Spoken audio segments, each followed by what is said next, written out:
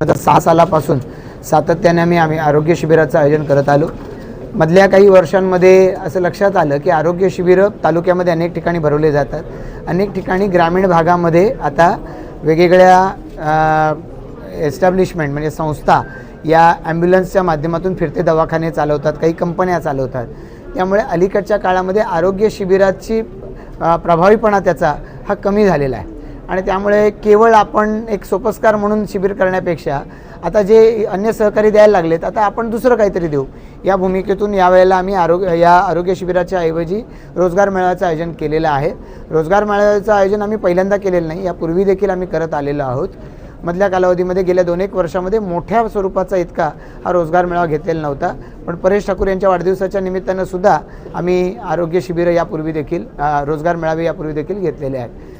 आता या रोजगार मेळाव्याच्या माध्यमातून पनवेल आणि परिसरामधल्या 64 कंपन्या, 60 होत्या पण 64 कंपन्या इथे आलेल्या आहेत। 64 कंपन्या पनवेल परिसरातल्या, नवी मुंबईपासून ते पनवेलमधले असे वेगवेगळ्या क्षेत्रामधले 64 उद्योग इथे आलेले आहेत की जे त्यांना कुठल्या ना कुठल्या स्वरूपाची रिक्वायरमेंट आहे, त्याच्यासाठी आज हे मुलाखती घेत आहेत। आमच्या पनवेल परिसरातल्या 2800 लोकांनी रजिस्ट्रेशन केलं आहे तरुणांनी। त्या 2800 तरुणांना एका अर्थाने रोजगाराची संधी आहे। याच्यानंतर देखील आमचा हा प्लेसमेंट सेल हा आम्ही भारतीय जनता पार्टी म्हणून कायम स्वरूपात चालवणार आहोत।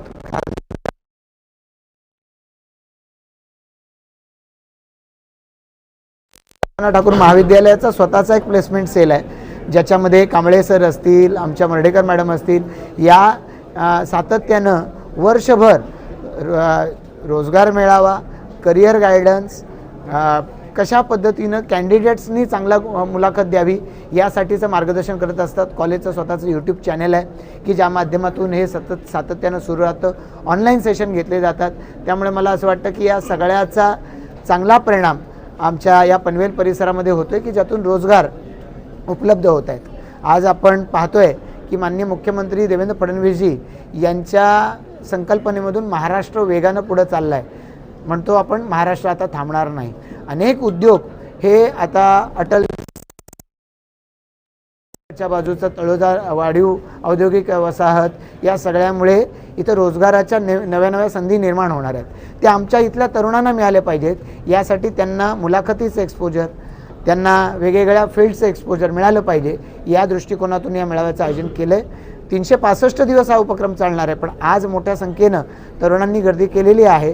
त्या तरुणांना त्यांच्या मनाप्रमाणे रोजगार मिळावा अशी आमची अपेक्षा आहे। मुख्यमंत्री माननीय देवेंद्र फडणवीस साहेब यांचा 22 जुलैला वाढदिवस झाला, तेव्हा त्यांनी सांगितलं होतं वाढदिवसाला सेलिब्रेशन करू नका, तुम्ही सामाजिक उपक्रम करा। आणि म्हणून मग आम्ही गेल्या काही वर्षामध्ये त्यांच्याचप्रमाणे बॅनर्स लावू नका, मोठे मोठे जाहिराती देऊ नका, यापेक्षा हेच असं आव्हान आमचे सर्व सहकारी मिळून करतायत। यावेळेला मोठ्या प्रमाणावरती आज महापौर या ठिकाणी उपस्थित आहेत, या ठिकाणी सर्व आमचे सहकारी उपस्थित आहेत। या सगळ्यांनीच वेगवेगळ्या पद्धतीचे उपक्रम 1 ऑगस्टपासून ठेवलेत। अगदी परवाच्या 10 तारखेला सुद्धा या उपक्रम आहेत। त्यानंतर मग आम्ही म्हटलं आता वाढदिवसाचं निमित्त द्यायचं कारण नाही, सामाजिक उपक्रम आम्ही करत राहू। ज्यांनी असे कार्यक्रम आयोजित केले त्या सगळ्यांचा आभार मानतो। जॉब फेअर माझ्या वाढदिवसालाही आरोग्य शिबिर कधी ठेवलेलं नव्हतं, ते वाढदिवसाच्या निमित्तानं त्याच्या जवळच्या रविवारी असायचं। आता आम्ही हे रविवारी न ठेवता शनिवारी ठेवलं आहे, म्हणजे या कंपन्या ज्यांचे प्रतिनिधी मुलाखत घ्यायला आलेत त्यांना सोपं जावं।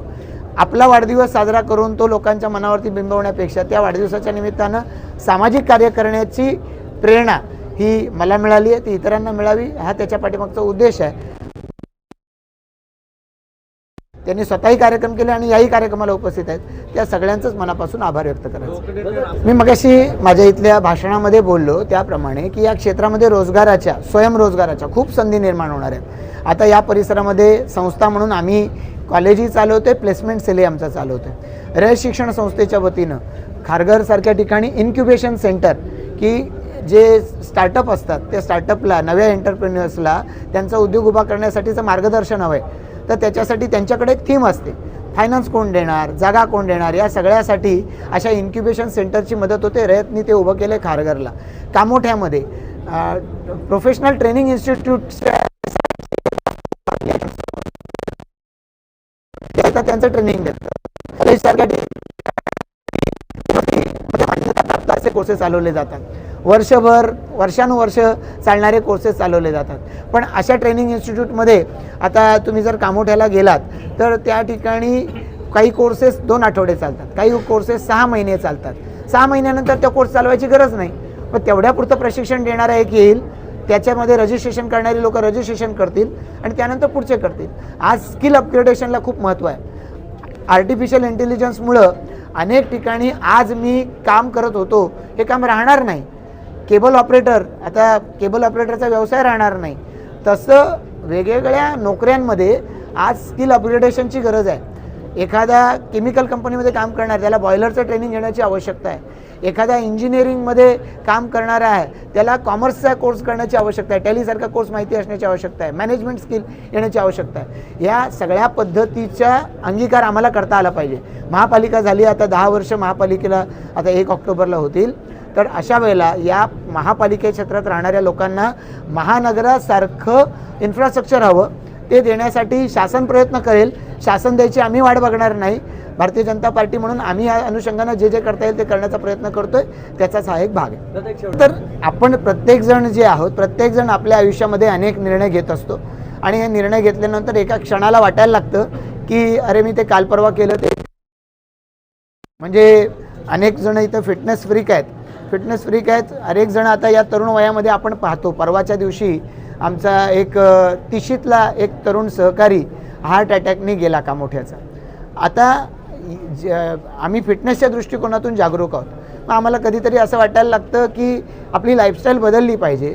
आम्ही लाईफस्टाईल बदलायचा निर्णय घेतो आणि अचानकपणानं त्याच्यामध्ये कधीतरी एका क्षणाला कोणीतरी एखादा मित्र सांगतो, जेवण घालतो, पार्टी देतो आणि आम्ही भरपूर जेवतो. दुसऱ्या दिवशी वाटायला लागतं इतकं खायला नको होतं. आज जे जेनजीचं आंदोलन गेल्या आठवड्यात झालं, आपण परवाची बातमी पाहतोय, मेटावाल्यांनी सांगितलं की जे मोदींच्या विरोधात बाईट्स होत्या, त्या मोदींच्या विरोधातल्या बाईट प्रमोट करण्यासाठी आम्हाला पैसे मिळाले आणि मोदींच्या बाईट मात्र 5 तास मोदींनी दिलेली इन्स्टावरची प्रतिक्रिया आहे. हे कोणीतरी हे भरवून वाढवून चढवून करायला लावलेलं आंदोलन होतं. आता ते केल्याच्या नंतर मोदीजींनी निर्णय घेतला की धर्मेंद्र प्रधानांच्या बाबतीमध्ये त्यांच्याकडून काय झालं असेल नसेल, पण तरुण पिढीला अजून रोष व्यक्त करायला लावून काहीतरी अघटित घडण्यापेक्षा आपण त्यांचा राजीनामा घ्यावा. मोदीजींनी त्यांचा राजीनामा घेतला. मोदीजींना शिव्या दिल्या, मोदीजींच्या आईला शिव्या दिल्या गेल्या. कुठं ना कुठं तरी त्यानंतर तरुणांनी व्यक्त केलं आहे की हे बरोबर नाही. पंतप्रधानांनी गेल्या 12 वर्षात कॅब केलं आहे, त्याच्यात एका रात्रीमध्ये असं आम्हाला कुठेतरी शिव्या घालून पाणी फिरता येणार नाही. तरुण पिढी भावना व्यक्त करते आहे आणि म्हणून ज्यांनी त्या दिवशी अशा त्या आंदोलनामध्ये चुकीच्या प्रतिक्रिया व्यक्त केल्या ते लोक सोशल मीडियावरती माफी मागायला लागले. आपण अनेक ठिकाणी देशभरामध्ये ते पाहिलं. आज तर आमच्या सगळ्यांची इच्छा होती, त्यांच्या पाठी काम करणाऱ्या कार्यकर्त्यांची, की यांच्यावर गुन्हे दाखल केले पाहिजेत, यांना शासन झालं पाहिजे. मोदीजींनी खुल्या मनानं त्यांना माफ करून टाकलं. आता मोदीजी खुल्या मनानं जर माफ करतायत तर या देशातल्या तरुण पिढीलाही वाटायला लागलं आहे की आपण मोदीजी जे करतायत त्याला साथ दिली पाहिजे. आणि म्हणून आपण पाहतो मोदीजी सोशल मीडियावरती एक पोस्ट करतात आणि 30-30 लाख लोक, 3-3 कोटी लोक याचा एका रात्रीत त्याची व्ह्यूअरशिप असते. याचा अर्थ मोदीजींच्या पाठी अजूनही हा देश आहे. त्याचेच हे बॅनर्स लागलेले आहेत. आम्ही तरुणांसोबत पण आहोत, कारण एक तरुण उद्याच्या देशाला महासमृद्ध एक या देशामधला जगामधला एक सर्वोच्च अशा पद्धतीचं राष्ट्र बनवणार आहेत. या तरुण पिढीच्या कर्तृत्वावर आमचा विश्वास आहे, म्हणून आम्ही तरुण पिढीच्या सोबत पण आहोत. त्याच वेळेला आज हे सगळं 14 नंतर असं काय झालं की हा देश असा प्रगतीच्या दिशेनं पुढे चालायला लागला, कसं सातत्य आलं, त्याचं कारण मोदीजी आहेत. त्या मोदीजींच्या सोबत पण आम्ही आहोत, याच्या अर्थाचे ते बॅनर्स आहेत.